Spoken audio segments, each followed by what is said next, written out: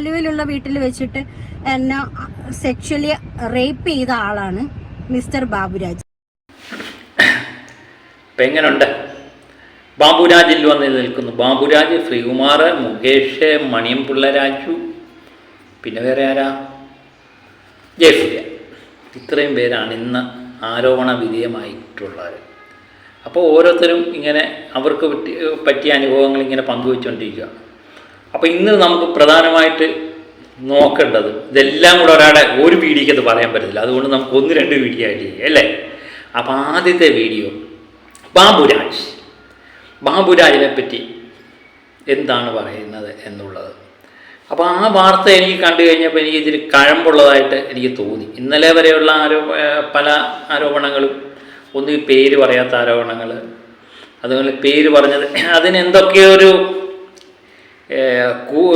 ചേർച്ചയില്ലായ്മ തോന്നി. പക്ഷേ ഇന്നത്തെ ആരോപണങ്ങളിൽ ചിലതെനിക്ക് ജെന്യുവനായിട്ട് തോന്നി. എൻ്റെ തോന്നലാണ് കേട്ടോ. ആദ്യ ആരോപണം സത്യമാണെന്ന് പറയുന്ന ആളില്ല. കാരണം ഈ ആരോപണങ്ങൾ അന്വേഷിക്കുക, കണ്ടുപിടിക്കുക, ആരോപണങ്ങൾ മാത്രമാണ്. അപ്പം നമ്മുടെ ബാബുരാജിനെ പറ്റി ഒരു യുവനടി എന്താണ് പറയുന്നത്, എന്താണ് സംഭവിച്ചത് എന്നുള്ളത് നമുക്കൊന്ന് നോക്കാം. മിസ്റ്റർ ബാബുരാജ് ഈ വ്യക്തി നമ്മൾ എന്താ പറയാ, പരസ്യമായ രഹസ്യമാണെന്ന് പറയാവുന്ന രീതിക്കുള്ള ഒരു സെക്ഷൽ ഹാരാസ്മെന്റ് ചെയ്യുന്ന ഒരു വ്യക്തിയാണ്. ആലുവയിലുള്ള വീട്ടിൽ വെച്ചിട്ട് എന്നെ സെക്ഷലി റേപ്പ് ചെയ്ത ആളാണ് മിസ്റ്റർ ബാബുരാജ്. അത് അന്ന് ഒരുപാട് സങ്കടവും വിഷമങ്ങളും, ഒന്നും എൻ്റെ കയ്യിൽ 5 പൈസ പോലും ഇല്ല.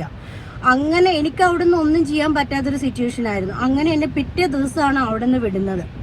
അന്ന് അതെനിക്കിപ്പോൾ പറയുമ്പോൾ തന്നെ സഹിക്കാൻ പറ്റില്ല. കാരണം നമ്മൾ നല്ല സ്വപ്നങ്ങളും പ്രതീക്ഷകളുമായിട്ട് ഇവരൊക്കെ ഇങ്ങനെയാണെന്ന് നമ്മൾ പ്രതീക്ഷിക്കുന്നില്ല. എന്നെ പോലെ പല പെൺകുട്ടികൾക്കും ഇയാളിൽ നിന്ന് പല അനുഭവങ്ങളും ഉള്ളത് എനിക്കറിയാം. ഇപ്പം ബാബുരാജിനെതിരെയുള്ള ആരോപണങ്ങളാണ്.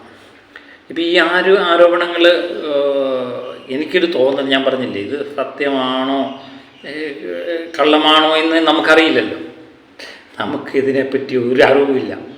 ഏതായാലും ഇതിന് തുടർച്ചയായിട്ട് പല വാർത്തകൾ വരുന്നു. ബാബുരാജിനെ പറ്റി ആരോപണം വന്നു കഴിഞ്ഞാൽ ആദ്യമായിട്ട് ചോദിക്കേണ്ട അദ്ദേഹത്തോട് തന്നെ അല്ലേ. അദ്ദേഹം എന്ത് പറയുന്നു? അദ്ദേഹമാണല്ലോ ഈ ആരോപണ വിധേയനല്ലേ.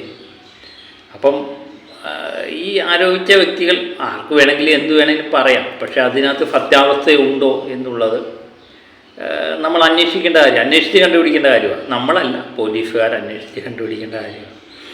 അപ്പോൾ ഒരിക്കലും ഈ ആരോപണ വിധേയനായ വ്യക്തി ഒരു കാരണവശാലും അത് സത്യമാണെന്ന് പറയാൻ സാധ്യത ഒരിക്കലും ഇല്ലല്ലോ. ഒരിക്കലെങ്കിലും ഉണ്ടോ? ഇല്ല. എത്ര കള്ളം കാണിച്ചാലും അത് നിഷേധിക്കത്തേ ഉള്ളൂ.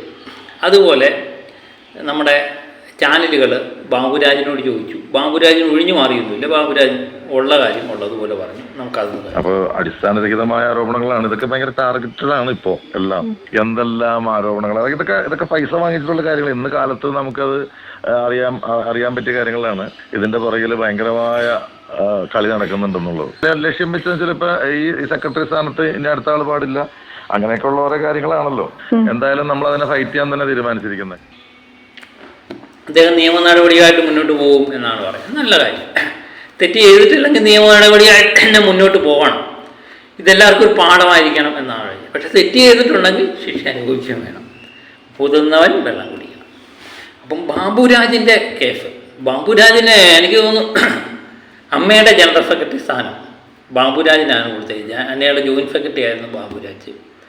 അപ്പം സിദ്ദിഖിനെതിരെ ആരോപണം വന്നു കഴിഞ്ഞപ്പോഴത്തേന് സിദ്ദിഖ് അത് സ്ഥാനം രാജിവെച്ചപ്പം ബാബുരാജിനാണ് അത് കൊടുത്തത്.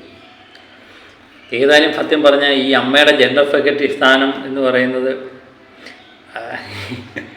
ഒരു ഭയങ്കര പ്രശ്നമായിട്ട് മാറുന്നു.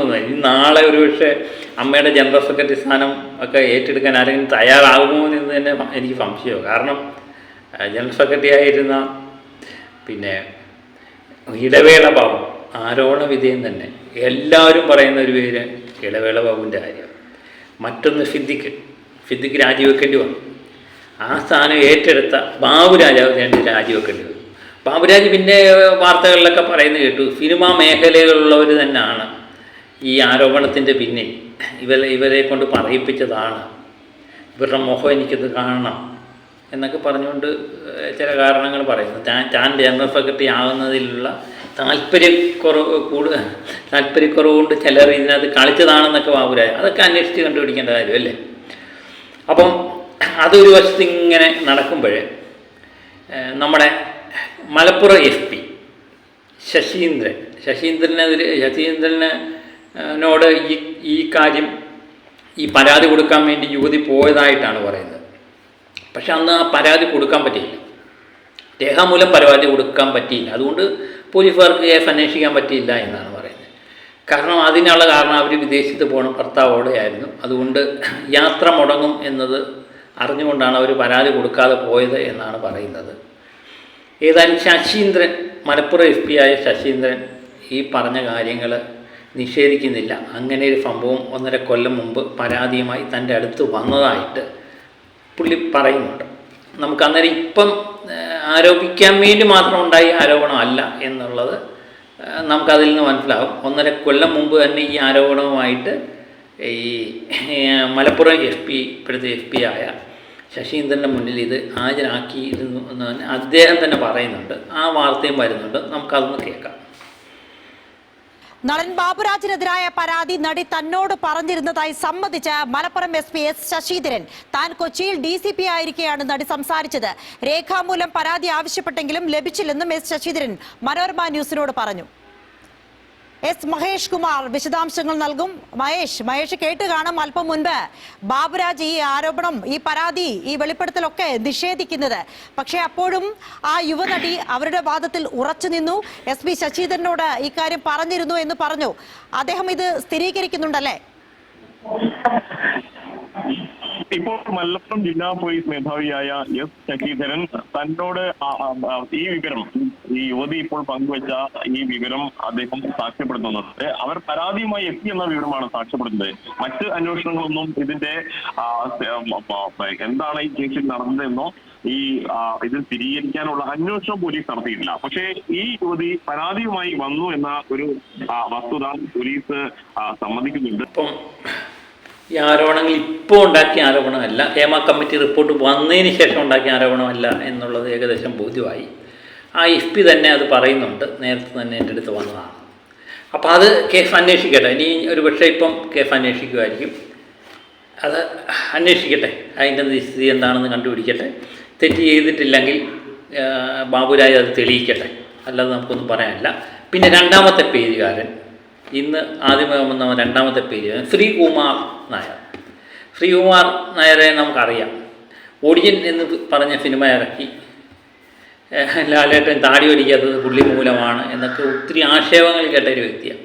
ഒടിയൻ വളരെ ഹൈപ്പിൽ കൊണ്ടുവന്ന ഒരു ചിത്രമായിരുന്നു. പക്ഷേ അതിനനുസരിച്ച് ജനങ്ങളുടെ പൾസിനനുസരിച്ച് അത് വിജയിക്കാൻ പറ്റിയില്ല. നല്ലൊരു ചിത്രമായിട്ടാണ് എനിക്ക് തോന്നിയത്. പക്ഷേ അത് ഹൈപ്പ് കൂടുതലായി പോയത് കൊണ്ടാണ് ഈ ശ്രീകുമാറിന് ഇത്രയും വിവാദങ്ങളെയും അതുപോലെ രണ്ടാം ഊഴത്തിൻ്റെ വിവാദങ്ങളെല്ലാം ശ്രീകുമാർ എന്ന് പറയുന്ന സംവിധായകൻ ഒരു പടമേ സംവിധാനം ചെയ്തുള്ളൂ. പുള്ളിയുടെ മേഖലയെന്ന് പറഞ്ഞാൽ പരസ്യ ചിത്രങ്ങളാണ്.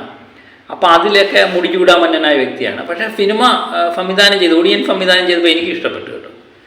പിന്നെ രണ്ടാം ഊഴവുമായിട്ടുള്ള ബന്ധപ്പെട്ട വിവാദങ്ങൾ, അതൊക്കെ പുള്ളിയെ അങ്ങ് എന്താ പറയുന്നത്, ഒരു സംവിധായകൻ എന്ന് പറയുന്നത് എല്ലാവരും അറിയപ്പെടുന്ന ഒരു സംവിധായകനായി മാറ്റി. പിന്നെ ലാലേട്ടൻ ഇപ്പോൾ ഉണ്ടാകുന്ന ചില പ്രശ്നങ്ങളുടെ കാരണക്കാരൻ ശ്രീകുമാറാണ് എന്നുള്ള കാരണങ്ങളൊക്കെ ഈ ലാലേട്ടൻ ഇഷ്ടപ്പെടുന്നവരൊക്കെ നിരന്തരമായി ആക്ഷേപം ഉന്നയിക്കുന്നുണ്ട്.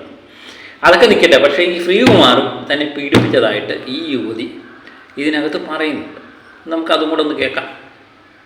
ബാബുരാജ് മാത്രമല്ല, ഒടിയൻ സിനിമയുടെ ഡയറക്ടർ മിസ്റ്റർ ശ്രീകുമാർ, അയാൾ പല പരസ്യങ്ങൾ ചെയ്യുന്ന ആളാണ്. ഒക്കെ പരസ്യങ്ങളിൽ എന്നെ അഭിനയിപ്പിക്കാം, അതിലൊന്നും പ്രശ്നമില്ല, മോളെ ഒന്ന് കണ്ടാൽ മതി. ഇവർ ഈ മോളെ എന്ന് വിളിക്കുന്നത് നമ്മളെ സൂചിപ്പിക്കാനാന്നുള്ളത് പിന്നീടാണ് മനസ്സിലാവുന്നത്. അങ്ങനെ വിളിപ്പിച്ച് ഈ വ്യക്തി അറ്റാക്ക് ചെയ്തിട്ടുണ്ട്. ഒടിയൻ സിനിമയുടെ ഡയറക്ടറും സെക്ഷലി എന്നെ അബ്യൂസ് ചെയ്ത ആളാണ്.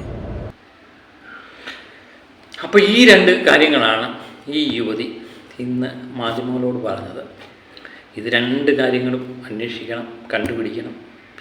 ഇത് ഞാൻ പറഞ്ഞില്ലേ, ഞാൻ ഈ ആരോപണങ്ങൾ രണ്ടും ഗൗരവമായിട്ട് തന്നെയാണ്. കാരണം ഇത് ഇന്നലെ വരെ വന്ന ആരോപണങ്ങൾ പോലെ അല്ല എന്ന് എനിക്ക് തോന്നുന്നു. ഇച്ചിരി ഗൗരവതരമായ ആരോപണമാണ്. അത് അന്വേഷിക്കട്ടെ, കണ്ടുപിടിക്കട്ടെ. അപ്പം മറ്റു പല ആരോപണങ്ങളും നമുക്കിപ്പം കാണാൻ പറ്റുന്നുണ്ട്. സംവിധായകന്മാരെ പറ്റി പല ആരോപണങ്ങൾ ഇപ്പം വരും. വി കെ പ്രകാശിനെതിരെ ആരോപണം കേൾക്കുന്നുകൊണ്ടും തുളസീദാസിനെതിരെ ആരോപണം കേട്ടു. അങ്ങനെ പലരെക്കെതിരെ ആരോപണം കേട്ടല്ലേ. അപ്പം ഓരോ ആരോപണങ്ങളും അന്വേഷിക്കട്ടെ, കണ്ടുപിടിക്കട്ടെ. എല്ലാം സിനിമയുടെ നല്ലതിന് വേണ്ടിയാണ് എന്ന് നമുക്ക് ആഗ്രഹിക്കുക അല്ലേ. അപ്പം മറ്റൊരു വിഷയമായി വീണ്ടും ഞാൻ എത്താം. വീണ്ടും പീഡനം തന്നെ കേട്ടോ. വീണ്ടും പീഡനത്തിനുള്ള വക ഒപ്പിച്ചു വിട്ടിട്ടുണ്ട് മുകേഷും ജയസൂര്യയും പിന്നെ മണിയംപിള്ള രാജുവും ഒക്കെ. ഇടവേള ബാബു, അതിനകത്ത് ഇടവേള ബാബുണ്ട്. നമുക്കതൊന്ന് അടുത്ത വീഡിയോയിൽ പറയാം. Okay, by.